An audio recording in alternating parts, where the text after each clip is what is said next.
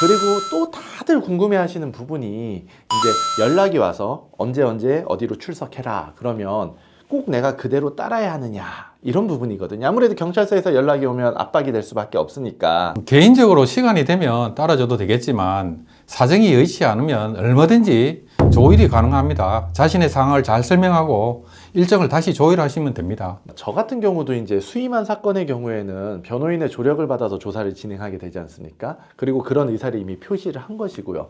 그러니까 결국에는 변호사도 같이 참여할 수 있게끔 일정이 조율이 되어야 되잖아요. 그래서 그런지 대부분의 경우 수사관님들이 의뢰인의 일정과 저의 일정을 모두 고려해서 일정을 잘 맞춰주시거든요. 그런데 이런 경우도 있어요. 피의자 시간에 최대한 맞춰서 일정을 잡아줬는데 그 이후로도 몇 번씩 날짜를 바꾸다가 급기야는 변호인 선임한다면서 또 따로 미루는 경우가 있습니다. 이렇게는 제발 안 하시는 게 본인한테도 도움이 될 겁니다. 변호인이 필요하시면 미리미리 상담받고 도움을 받으시는 게 좋아요. 안 그러면 계속 뭔가를 숨기려는 의도가 있는 것처럼 보일 수밖에 없고 안 좋은 인상을 주게 됩니다. 맞습니다. 저도 이런 상황에서 사건을 맡게 되면 일정 조율하는데 쓸데없는 힘을 낭비하게 돼요. 그러니까 그 이후에도 이제 수사 과정에서 수사기관과 조율해야 될 부분이 상당히 많이 있거든요. 그런데 쓸데없는 데다가 귀중한 카드를 하나 써버리는, 그래서 카드를 한 장 버리는 느낌이랄까? 그런 느낌이 많이 있죠. 그리고 무엇보다 그런 상황에서 수임이 된 다음에 뒤에 일정을 아무리 조율을 한다 하더라도 이제 이게 여유를 그렇게 많이 둘 수는 없기 때문에 결국 시간이 촉박해지면 변호인과 함께 조사를 준비하는데 시간을 많이 들일 수가 없게 돼요. 이와 관련해서 정말 중요한 말씀을 드리자면 출석 요구를 받고 나서 반드시 정보공개 청구 등을 통해서 고소장이나 고발장을 확인하고 가셔야 된다는 걸 말씀드리고 싶어요.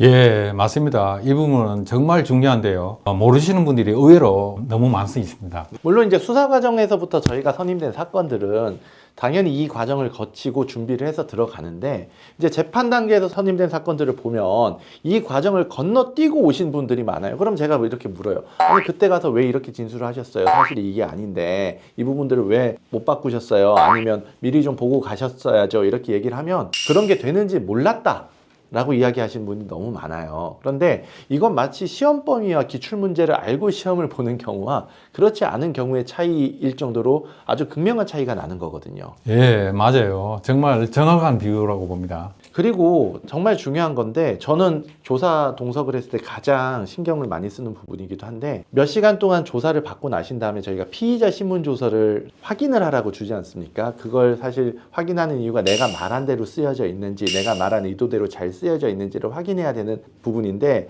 결국 그 다음 단계 수사 단계 재판 단계에서는 조서를 가지고 판단들을 하기 때문에 거기에 잘 적혀 있는 게 정말 중요하잖아요. 그렇습니다. 아무리 피곤하고 조사를 받느라 힘들고 하더라도 조서를 수정하고 확인하고 하는데 상당한 많은 시간을 들이고 그리고 거의 매 페이지마다 수정이 이루어질 정도로 이런 뉘앙스나 취지나 이런 게 정확히 전달되게끔 하려고 노력을 하는데 이런 부분도 정말 중요한 거 아니겠습니까? 그렇습니다. 정말 그 중요한 부분인데 그 조서는 결국 법정에 가서 유죄 또는 무죄의 증거 자료로 활용되기 때문에 꼼꼼하게 그렇게 보지 않으면 나중에 큰 문제가 생길 수도 있습니다. 그게 수사 과정에서 바로 잡히지 않고 이렇게 오게 되면 참 저희 법정에서 물론 내용 부인을 해서 피의 신조서를 날리긴 하지만 그래도 재판을 이끌어가는 데 있어서 매우 어려운 부분이 있죠. 고모님께서 이렇게 해주신 말씀을 정리하자면 첫째, 어설픈 거짓말 남발하지 마라. 둘째, 대답은 짧고 굵게 그리고 두 갈식으로 해라. 그리고 셋째, 이제 수사 일정 조율은 얼마든지 할 수 있으니 일부러 시간 끈다는 인상은 주지 마라. 그리고 넷째, 정보공개 청구를 통해 고소장이나 고발장을 숙지하고 가라. 그리고 다섯째, 피신조서 작성 이후에 꼼꼼히 확인하고 수정하는 절차를 반드시 밟아라 라고 할 수 있겠네요, 고모님. 예, 맞습니다. 그리고 또 하나 정말 중요한 게 있는데 아무래도 어려운 법적 문제이다 보니 변호사를 선임하거나 적어도 상담은 확실히 받고 오시라는 말씀을 드리고 싶습니다. 변호사를 선임해서 가면 얘가 뭔가 찔리는 게 있으니까 변호사를 선임해서 조사를 받는 게 아닐까 하고 수사기관에서 생각해서 오히려 나한테 불리한 거 아니냐 하고 물어보신 분들이 상당히 많거든요. 어떻습니까? 그런 거는 없습니다. 물론 참고인으로 소환된 경우 좀 고민될 수는 있지만 참고인도 얼마든지 피의자로 전환될 수 있는 거니까 적어도 사전에 변호사의 상담을 받는 건 매우 중요합니다. 네, 맞습니다. 그리고 참고인으로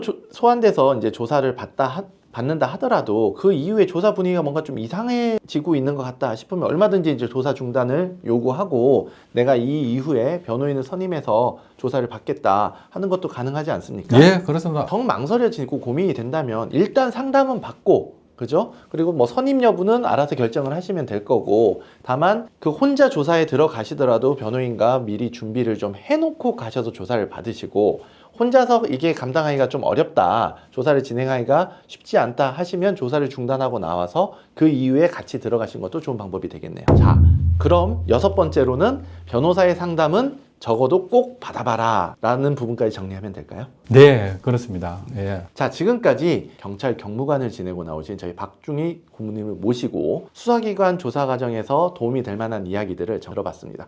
자, 그럼 바쁘신 중에 이렇게 출연을 해주셔서 너무 감사드리고요. 오늘은 일단 여기까지 하고 마무리하도록 하겠습니다. 앞으로도 좋은 정보 계속 제공해 드릴 수 있도록 노력하겠습니다. 지금까지 이변의 변호수첩이었습니다.